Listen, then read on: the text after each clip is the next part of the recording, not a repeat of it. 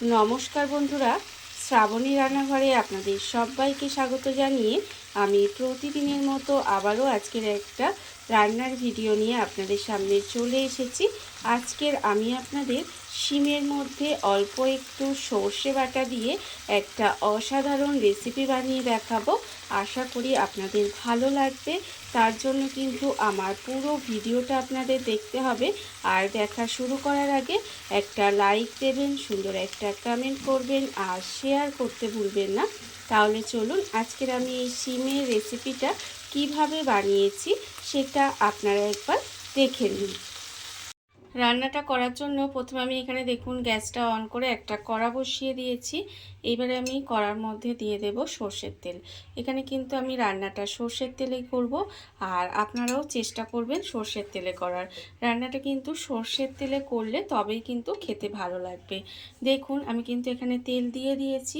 এইবারে তেলটাকে প্রথমে একটু গরম হতে দেব। তেল কিন্তু প্রথমে খুব ভালোভাবে একটু গরম করে নিতে হবে।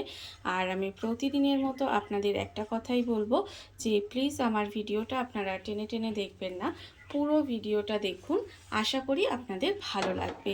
দেখুন আমি কিন্তু তেলটা এখানে কথা বলতে বলতে তেলটা আমার গরম হয়ে গেছে।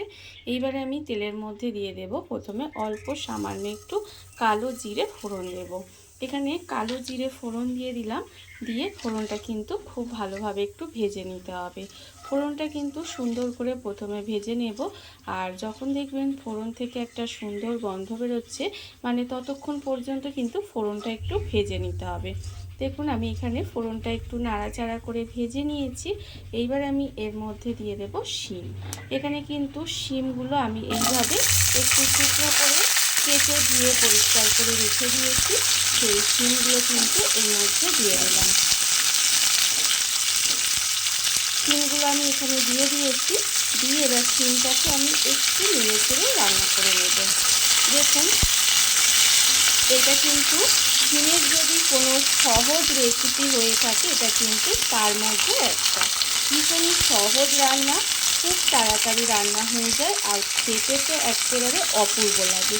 দেখুন আমি কিন্তু এখানে শিমটাকে একটু উল্টিয়ে পাল্টিয়ে নাড়াচাড়া করে দিয়েছি। এইবার আমি এর মধ্যে দিয়ে দেব কড়াইশুঁটি। এখানে কিন্তু বেশ কিছুটা কড়াইশুঁটি আমি ছাড়িয়ে দিয়ে পরিষ্কার করে রেখেছি। সেই কড়াইশুঁটিটাও এর মধ্যে দিয়ে দিলাম। দিয়ে এবার এই শিম আর কড়াইশুঁটিটা গ্যাসটাকে লোতে দিয়ে এইভাবে একটু ঢাকা দিয়ে রান্নাটা হতে দেব। দেখুন এইভাবে কিন্তু একটু ঢাকা দিয়ে রান্নাটা হতে দিতে হবে।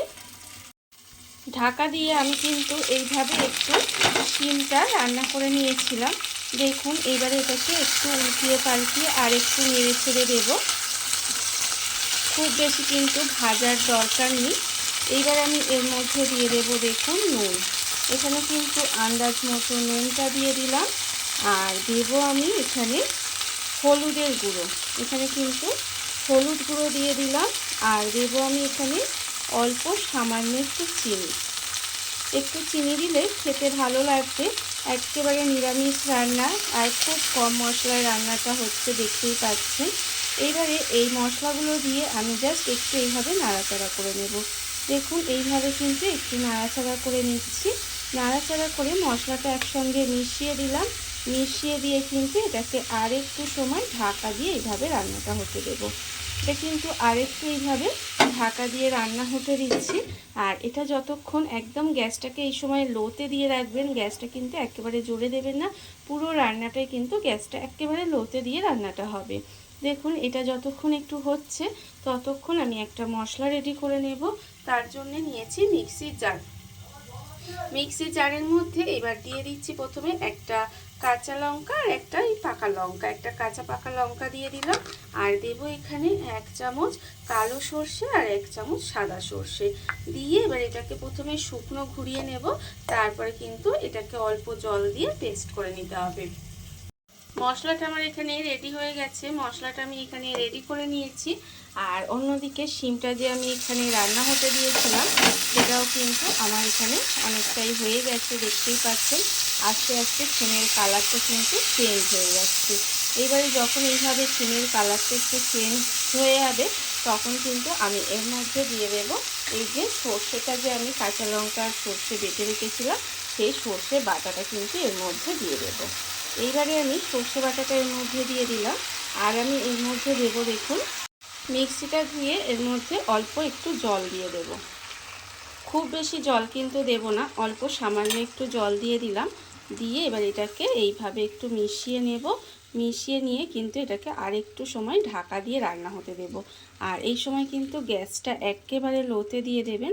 গ্যাসটাকে একেবারে লোতে দিয়ে একটু ঢাকা দিয়ে ভালো করে রান্না করে নেব, যাতে শিমটা যেটুকু সেদ্ধ হওয়া বাকি আছে সেইটুকু সেদ্ধ হয়ে যায়। এইভাবে কিন্তু গ্যাসটাকে একেবারে লোতে দিয়ে দেব, দিয়ে একটু সময় ঢাকা দিয়ে দেব, দিয়ে এটাকে রান্না হতে দেব। ঢাকা দিয়ে কিন্তু আমি আরেকটু সময় এইভাবে রান্নাটা করে নিয়েছি। দেখুন এখানে কিন্তু রান্না হয়ে গেছে। আর শিমটা এখানে যতটা সেদ্ধ হওয়া বাকি ছিল ততটা কিন্তু একেবারে সিদ্ধ হয়ে রান্নাটা হয়ে গেছে। আমি প্রথমেই বলেছিলাম ভীষণই সহজ একটা রান্না, অথচ অসাধারণ খেতে হয়। খেতে কিন্তু ভীষণই সুন্দর হয়।